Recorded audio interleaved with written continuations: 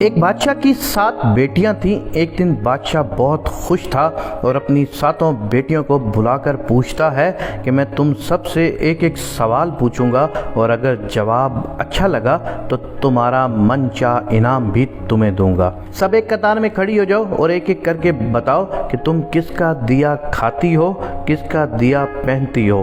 7 میں سے 6 بیٹیوں نے کہا ابا حضور آپ کا دیا کھاتے ہیں اور آپ کا دیا پہنتے ہیں، آپ ہی کی وجہ سے ہماری یہ شان و شوکت ہے۔ یہ سن کر بادشاہ بہت خوش ہوا اور سب کو اس کی من پسند چیز دے دی۔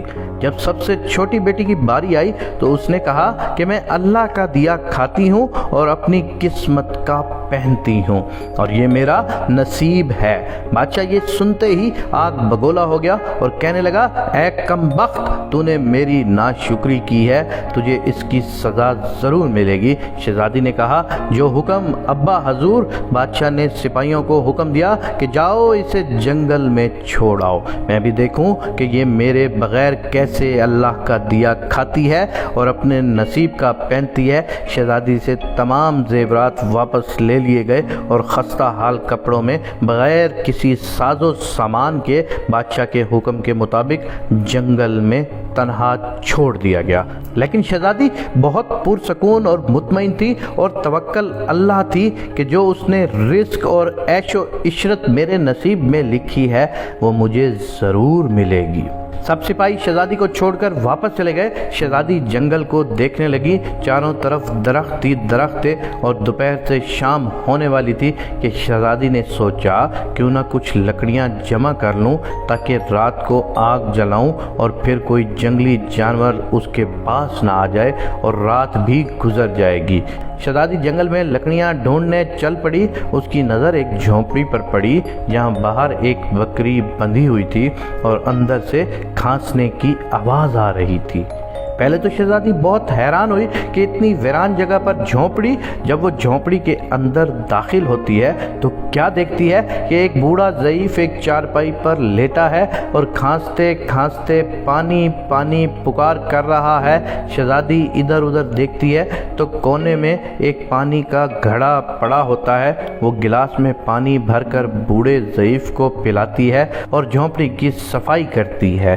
اتنے میں بوڑھا ضعیف شہزادی سے پوچھتا ہے کہ بیٹی تم کون ہو اور اتنے بڑے جنگل میں تم اکیلی کیا کر رہی ہو؟ تب شہزادی اسے بتاتی ہے کہ وہ یہاں تک کیسے پہنچی۔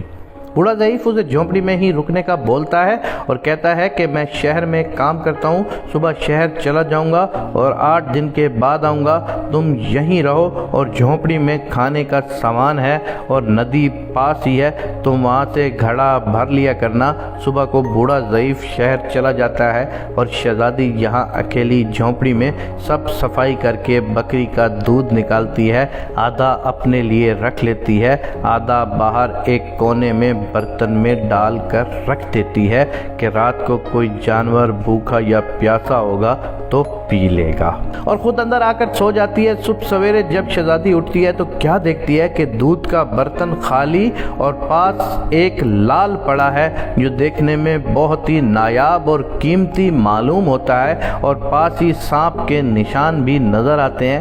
تب شہزادی کو یاد آتا ہے کہ بچپن میں اس نے سنا تھا کہ جب کوئی نایاب سانپ بہت خوش ہوتا ہے تو ایک ایسا لال اگلتا ہے کہ جس کی قیمت ہیرے جواہرات سے بھی مہنگی ہوتی ہے۔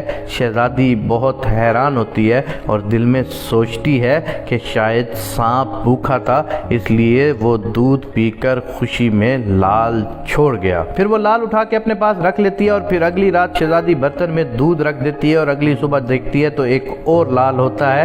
ایسے ہی کرتے 7 دن گزر جاتے ہیں اور شہزادی کے پاس 7 لال جمع ہو جاتے ہیں اور اس دن بوڑھا ضعیف بھی آ جاتا ہے۔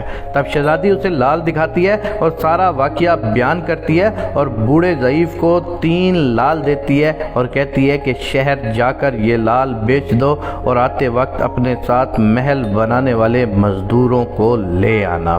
باقی 4 لال شہزادی اپنے گلے میں مالا کے طور پر پہن لیتی ہے اور کچھ ہی مہینوں میں جنگل میں ایک عالیشان محل تیار ہو جاتا ہے جس میں بوڑھا ضعیف اور شہزادی رہنے لگتے ہیں۔ ایسا خوبصورت محل جس میں ہر آسائش، نوکر چاکر، ڈیر و نعمتیں موجود ہوتی ہیں۔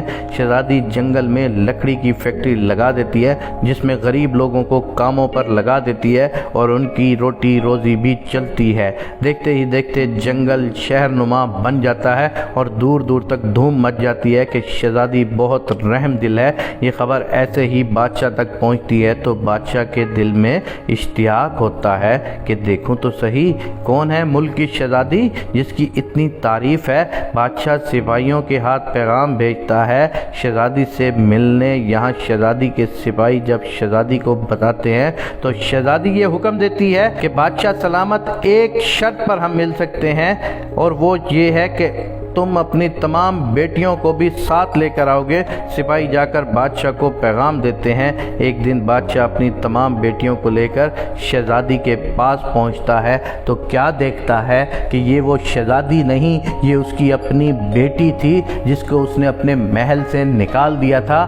بادشاہ اور اس کی 6 بیٹیاں نہایت حیران اور پریشان ہو جاتی ہیں اور اس سے پوچھتی ہیں کہ یہ سب کیسے ہوا، اور وہ جب چھوٹی بہن ساروں کو یہ قصہ سناتی ہے اور باپ کو بتاتی ہے کہ میں نے تم سے کہا نہ تھا کہ میں اپنے نصیب کا پہنتی ہوں اور اللہ کا دیا ہوا کھاتی ہوں، تو دیکھ لو اللہ کا دیا ہوا یہاں پر مجھے مل گیا اور میرے نصیب کا کھانا بھی مجھے مل رہا ہے۔ وہاں وہ محل جو آپ کے پاس تھا وہاں میں آپ کی محتاج تھی، لیکن یہاں پر ہر چیز میری ملکیت ہے۔ اس بادشاہ سمیت اس کی 6 کی 6 بیٹیاں اپنی بہن سے معافی مانگتی ہیں اور بادشاہ سلامت بھی اپنی بیٹی سے معافی مانگتا ہے اور کہتا ہے کہ بے شک بیٹی تو سچی ہے، ہم سب اللہ کا دیا ہوا کھاتے ہیں اور اپنے نصیب کا پہنتے ہیں۔ خداوند کریم سے یہ دعا ہے کہ اللہ تو ہمیں زیادہ سے زیادہ عطا فرما اور اپنے نصیب کا ہمیں پہننے کے لیے توفیق عنایت فرما۔ میرے پاک اللہ جتنے بھی لوگ ہیں غریب ہیں مسکین ہیں ان سب کی تو غیب سے مدد فرما، آمین یا رب العالمین۔